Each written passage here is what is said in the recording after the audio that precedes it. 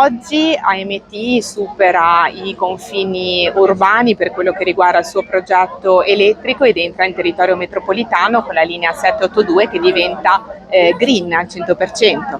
Sì, eccoci alla nostra ultima tappa della 782, da oggi 100% elettrica e da oggi prima linea extraurbana full electric, ma non solo, è la nostra 17ª linea totalmente elettrica, ma non ci fermeremo qui perché progressivamente continueremo ad aumentare le nostre linee elettriche anche in ambito extraurbano. A breve avremo altre nuove linee elettriche anche in questo ambito.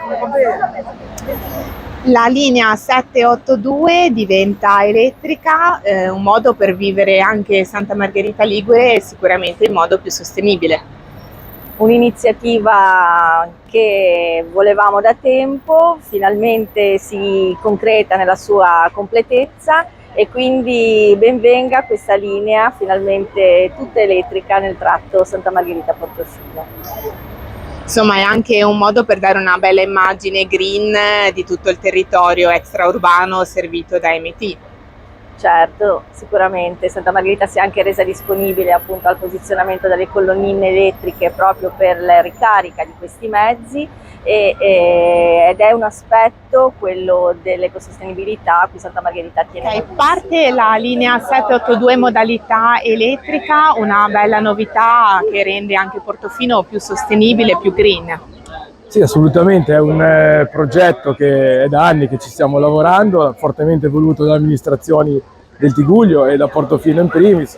Credo che finalmente abbiamo una linea green con delle misure corrette. Abbiamo testato già questo mezzo nell'estate scorsa per vedere, perché Portofino, come potete vedere, c'è un'affluenza notevole di turismo, però abbiamo pensato, insieme con i tecnici di AMT e tutto, che la misura di 8 metri con questi bus qua dei rampini che sono stati già provati, prestati da Bucci l'anno scorso, provenienti da Nervi, siano veramente il mezzo più idoneo per poter soddisfare le esigenze di trasporto come numero di persone, ma anche e soprattutto, essendo comunque in un parco regionale, Portofino è il parco regionale dal 1935, Area Marina, dare un segnale importante di andare verso il green credo che sia una cosa dal punto di vista delle amministrazioni veramente importante e fondamentale. Perciò credo che si sia sposato con questo modello di trasporto l'icona perfetta per rappresentare ambiente e sicurezza stradale.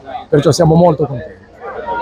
La 782 diventa finalmente elettrica, una bella notizia in chiave green, insomma cresce il progetto sostenibile di AMT e si allarga al territorio metropolitano.